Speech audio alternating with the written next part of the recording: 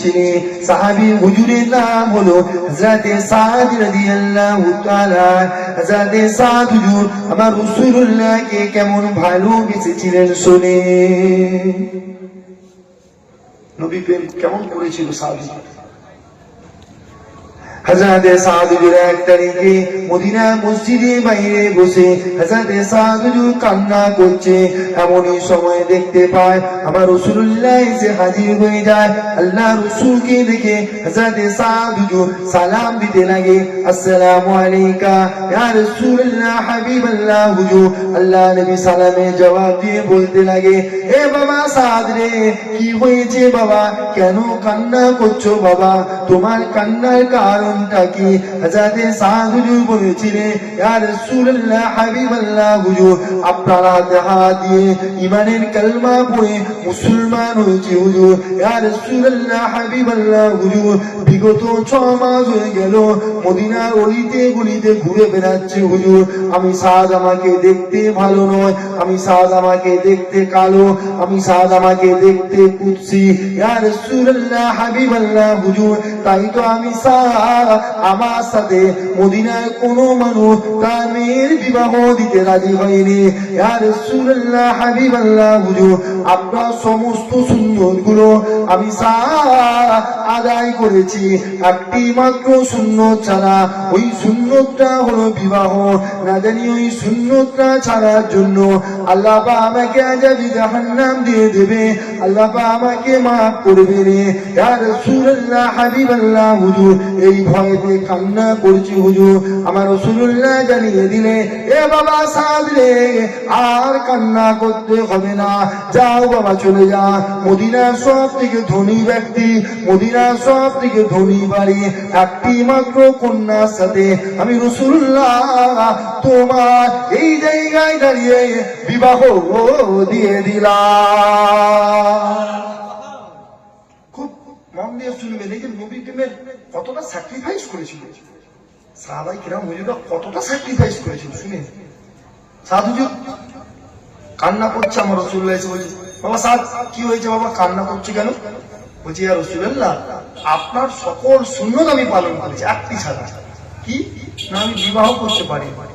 কেন না, আমি সাদ আমাকে দেখতে ভালো নয়, আমি সাদ আমাকে দেখতে কুৎসিত কালো, তাই তো মদিনার মানুষ তার কন্যার সাথে আমার বিবাহ দেয়। আল্লাহ রাসূল বলছে, বাবা সাদ এইটার জন্য কান্না করছো? জি হুজুর। যাও, আমি রাসূলুল্লাহ বলে দিলাম মদিনার সব থেকে ধনী ব্যক্তি, সব থেকে ধনী বাড়ির একটি মাত্র কন্যার সাথে আমি রাসূলুল্লাহ এই জায়গায় দাঁড়িয়ে তোমার বিবাহ দিয়ে দিলাম। জোরে বলুন সুবহানাল্লাহ। সাদ হুজুর রাসূলুল্লাহ বলেছে মানে কি, সাদ হুজুর যাবি মদিনার সব থেকে ধনী বাড়িটায় গিয়ে। সাদ হুজুর বলছে, বাড়িতে কেউ আছেন? বাড়িতে ডাকছি, কেউ আছেন? বাড়ির ভেতর থেকে একজন মানুষ বেরিয়ে এলেন। ওই মানুষটা বলছে, ওই মানুষটাকে সাদ হুজুর বলছে, আপনার কন্যার সাথে রাসূলুল্লাহ আমার বিবাহ ঠিক করেছে, আমার বিবাহ দিয়ে দিয়েছে, বিবাহ ঠিক করেছে। ওই মানুষটা শুনে রেগে গেলেন, কারণ ওই মানুষটা তখন ঈমানের কলমা পড়ে না, মুসলমান হয় না। মানুষটা রেগে গেলেন, কন্যা আমার, বিবাহ ঠিক করার মুহাম্মদকে, বিবাহ ঠিক করার মুহাম্মদ, কন্যা তো আমার। রেগে গেলেন। সাদ হুজুর বলছে, যাও চলে যাও, আমার বাড়ি থেকে চলে যাও, তাড়িয়ে দিচ্ছে। এমনই সময়তে বাড়ির ভেতর থেকে পর্দার আড়াল থেকে আওয়াজ আসতে লাগে, মহিলা কণ্ঠে বাড়ির ভেতর থেকে আওয়াজ আসতে লাগে, আব্বাজান, আব্বাজান কাকে তাড়াচ্ছেন? আব্বাজান, আব্বাজান আপনি ওনাকে তাড়াবেন না। আব্বাজান আমার রাসূলুল্লাহ যার সাথে আমার বিবাহ ঠিক করেছে আমি তাকে বিবাহ করব। শুনছেন তো আপনারা, মানুষটা তেড়িয়ে দিচ্ছে। বাড়ির ভিতর থেকে ওনার কন্যা বলছে, আব্বাজান তাড়াবেন না, আমার রাসূলুল্লাহ যার সাথে আমার বিবাহ ঠিক করে আমি তাকেই বিবাহ করব। তো ওই মহিলাটা সাদ হুজুরকে বিবাহ করেছিলেন। যে মানুষটা তেড়িয়ে দিচ্ছিল উনি আমার রাসূলুল্লাহর কাছে গিয়ে ঈমানের কালেমা পড়ে মুসলমানও হয়েছিলেন। তো সাদ হুজুরের বিবাহ হয়ে গেল। শুনেন, সাদ হুজুরের বিবাহ হয়ে গেল। সাদ হুজুর অত্যন্ত গরিব, টাকা পয়সা নেই, সাহাবায়ে কেরাম হুজুরেরা সবাই টাকা তুলে কিছু কিছু টাকা তুলে সাদ হুজুরকে দিলেন। কেন না নতুন স্ত্রী, কিছু তো জিনিসপত্র কিনতে হবে না কি গো, নতুন স্ত্রী। সাদ হুজুর তো গরিব, সাদ হুজুরকে দিলেন নতুন স্ত্রীর জন্য কিছু কিনে নতুন স্ত্রীর জন্য নিয়ে যাবেন। সাদ হুজুর ওই নতুন স্ত্রীর জন্য বাজারে কিনতে গিয়েছে, জিনিসপত্র কিনতে গিয়েছে। সাদ হুজুর বাজারে জিনিসপত্র কিনছে, এমনি সময় সাদ হুজুর কিনতে কিনতে হুজুরের কানে খবর এসে যায় যে আমার রাসূলুল্লাহ জিহাদের জন্য ডাক দিচ্ছে। একদিকে নতুন স্ত্রী সবেমাত্র বিবাহ করেছে, সবেমাত্র বিবাহ করেছে, ওই নতুন স্ত্রীর জন্য জিনিস কিনছে। কিনতে কিনতে কানে খবর পেয়ে যায় কি আমার রাসূলুল্লাহ জিহাদের জন্য ডাক দিচ্ছে। ইসলামের হয়ে, দ্বীনের হয়ে, শরিয়াতের হয়ে কাফিরদের বিরুদ্ধে, বেঈমানদের বিরুদ্ধে, মুশরিকদের বিরুদ্ধে আল্লাহ রাসূল জিহাদের জন্য ডাক দিচ্ছে। হযরত সাদ হুজুর এমনি করে বাজারের মধ্যে জিনিসপত্র কিনতে কিনতে হুজুর চিন্তায় পড়ে গেলে, কেননা একদিকে একদম নতুন স্ত্রী, অপর দিকে আমার রাসূলুল্লাহ জিহাদের জন্য ডাক দিচ্ছে। এই যুবকেরা, আপনারা তরুণেরা, হযরত সাদ হুজুর চিন্তায় পড়ে গেলে কি করব, কোন দিকে যাব? একদিকে নতুন স্ত্রী, অপর দিকে আমার রাসূলুল্লাহ জিহাদের জন্য ডাক দিচ্ছে। ইসলামের হয়ে, কাফিরদের বিরুদ্ধে, মুনাফিকদের বিরুদ্ধে, বেঈমানদের বিরুদ্ধে জিহাদের জন্য আমার রাসূলুল্লাহ ডাক দিচ্ছে। এমনি করে হযরত সাদ হুজুর ভাবতে ভাবতে ভেবে নিলে, নতুন স্ত্রী নয়, আমি সাদ, আমার রাসূলুল্লাহ ডেকে জিহাদের ময়দানে যাব। নতুন স্ত্রী নয়, আমি আমার রাসূলুল্লাহ ডেকে জিহাদের ময়দানে।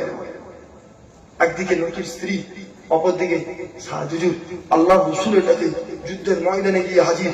সাদ হুজুর যুদ্ধের ময়দানে কালো মুখে একটা কালো কাপড় বেঁধে যুদ্ধের ময়দানে গিয়েছে।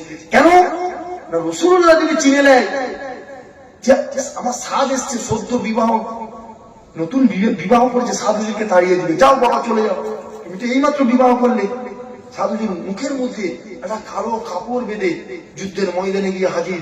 যুদ্ধের ময়দানে গিয়ে বীর বিক্রমে যুদ্ধ করছে, কাফির মুশরিক বেঈমানদের বিরুদ্ধে ঈমানদারদের লড়াই হচ্ছে। সাদ হুজুর একটার পর একটা কাফিরগুলোকে জাহান্নামে পাঠিয়ে দিচ্ছে, বীর বিক্রমে যুদ্ধ হচ্ছে। এমনি সময় যুদ্ধ করতে করতে হযরত সাদ হুজুর ওই জায়গায় শহীদ হয়ে গেলেন। ইন্না লিল্লাহি ওয়া ইন্না ইলাইহি রাজিউন। হযরত সাদ হুজুর শহীদ হয়ে যাবার পরে সাদ হুজুরের মুখের যে কালো কাপড়টা, ওটা উঠে গেল। সাহাবায়ে কেরাম হুজুরেরা কালো কাপড়টা যে উঠে গেল, সাদ হুজুরকে চিনতে পেরে গেলেন। সাদ হুজুরকে চিনতে পেরে গেলেন। সাহাবায়ে কেরাম হুজুরেরা গিয়ে আমার রাসূলুল্লাহর কাছে গিয়ে আল্লাহর রাসূলকে বলছি, ইয়া রাসূলুল্লাহ, আমাদের ভাই সাদ সদ্য বিবাহ, নতুন বিবাহ করেছে, আমাদের ভাই সাদ যুদ্ধের ময়দানে এসে যুদ্ধ করতে করতে শহীদ হয়ে গিয়েছে। আমার রাসূলুল্লাহ সাহাবায়ে কেরাম হুজুরদের কাছ থেকে কথাটা শুনেই আল্লাহর রাসূলের চোখ দিয়ে পানি বেরিয়ে গেল। আমার রাসূলুল্লাহ কান্না শুরু করে দিলেন সাহাবায়ে কেরাম হুজুরদের কথাটা শুনে। আবার কিছুক্ষণ পরে আমার রাসূলুল্লাহ আসমানের দিকে তাকিয়ে মুচকি মুচকি হাসছেন। জোরে বলুন সুবহানাল্লাহ। সাহাবায়ে কেরাম হুজুরেরা বলতে লাগে, ইয়া রাসূলুল্লাহ, হাবিবাল্লাহ, হুজুর আপনি তো এইমাত্র কান্না করলে, আবার কেন মুচকি মুচকি হাসছে? আমার রাসূলুল্লাহ জবাব দিতে লাগে, আমার সাহাবায়ে কেরাম বলেনা, বাবারা, আমি রাসূলুল্লাহ আমার সাদের মৃত্যুর কথাটা শুনি, আমার সাদের শহীদের কথাটা শুনি আমি রাসূলুল্লাহ থাকতে পারলাম না। আমি রাসূলুল্লাহ, আমার চোখ থেকে পানি বেরিয়ে গেল। আমার সাহাবাই কিরাম গণেরা, বাবারা আমি রাসূলুল্লাহ সহ্য করতে পারলাম না, কেননা আমার সাহাবা অনেক কষ্ট করে বিবাহ করেছে, নতুন বিবাহ করে নতুন স্ত্রীর কাছে না গিয়ে আমি রাসূলুল্লাহ আমাদেরকে যুদ্ধের ময়দানে এসে যুদ্ধ করতে করতে শহীদ হয়ে গিয়েছিলেন। আমার সাহাবাই কিরাম গণেরা, আমার সাদের মৃত্যু কথাটা শুনে আমি রাসূলুল্লাহ কান্না করে ফেললাম। সাহাবাই কিরাম হুজুরেরা বলতে লাগে, ইয়া রাসূলুল্লাহ হাবিবাল্লাহ, হুজুর আপনার কান্নার কারণটা বুঝতে পারলাম। আপনি আবার কিছুক্ষণ পরে আসমানের দিকে তাকিয়ে মুচকি মুচকি হাসতে লাগলেন। আপনার হাসির কারণটা কি আমার রাসূলুল্লাহ জানাতে লাগে। আমার সাহাবাই কিরাম বলেনা, বাবারা আমি রাসূলুল্লাহ কান্না করলাম। আমি রাসূলুল্লাহ কান্নার পরে আসমানের দিকে তাকিয়ে দেখতে লাগি, আমার সাহ শহীদ হয়েছে ঠিকই কথা, আমার সাহ আল্লাহ জান্নাতি হয়ে গিয়েছে, আমার সাহ আল্লাহ জান্নাতি হয়ে গিয়েছে, আল্লাহর জান্নাতি মেহমান হয়ে গিয়েছে। আমার সাহ যেই জান্নাতে চলে গিয়েছে, আমার সাহকে ধরার জন্য আল্লাহর হুরেরা জান্নাতের মধ্যে নিজেদের মধ্যে প্রতিযোগিতা করতে লাগে। জোরে বলেন না সুবহানাল্লাহ। সাধুজুর শহীদ হয়ে গেলেন, রাসূলুল্লাহ দেখে, রাসূলুল্লাহ শুনে আমার রাসূলুল্লাহ কান্না করে দিলেন। সাহাবাই কেরাম হুজুররা বলছি, ইয়া রাসূলুল্লাহ আপনি কাঁদলেন, আবার আমার রাসূলুল্লাহ কান্না করে কিছুক্ষণ পরে আসমানের দিকে তাকিয়ে মুচকি মুচকি হাসছেন। সাহাবাই কেরাম হুজুররা বলছি, ইয়া রাসূলুল্লাহ আপনি তো এই মাত্র কান্না করলেন, আবার কেন মুচকি মুচকি হাসছেন? আল্লাহর রাসূল বলছে, হে আমার সাহাবারা, আমি দেখতে পাচ্ছি আমার সাদ শহীদ হয়ে গিয়েছে ঠিকই কথা, আমার সাদ আল্লাহ জান্নাতি হয়ে গিয়েছে। জোরে বলুন সুবহানাল্লাহ। জান্নাতি হুরেরা আমার সাদকে ধরার জন্য নিজেদের মধ্যে প্রতিযোগিতা করছে। জীবন গড়েছিলেন, স্যাক্রিফাইস করেছিলেন, নতুন স্ত্রীকে রেখে যুদ্ধের ময়দানে যাওয়া চারটিখানি জিনিস নয়। আপনি ভাবছেন কথাটা সহজ, কথাটা আপনি শুনছেন আপনার মনে হচ্ছে যে অনেক সহজ, চারটিখানি জিনিস নয়। একদিকে নতুন স্ত্রীকে রেখে রাসূলুল্লাহ ডাকে জিহাদের ময়দানে যাওয়া, স্যাক্রিফাইস করেছিলেন। আল্লাহ মাকাম বাড়িয়ে দিয়েছে। সাহাবায়ে কেরাম হুজুরদের তেনাদের সম্পর্কে আমার আল্লাহ বলছে, রাদিয়াল্লাহু আনহুম ওয়া রাদুয়ান, আল্লাহ তাদের উপরে রাজি, তারা আমার আল্লাহ পাকের উপরে রাজি। জোরে বলুন সুবহানাল্লাহ। আপনাকে রাসূলকে ভালোবাসতে হবে। আপনি যদি বলেন যে সাহাবায়ে কেরাম হুজুরেরা যেমন ভালোবেসেছিল আমরা ভালোবাসবো না, পারবেন না।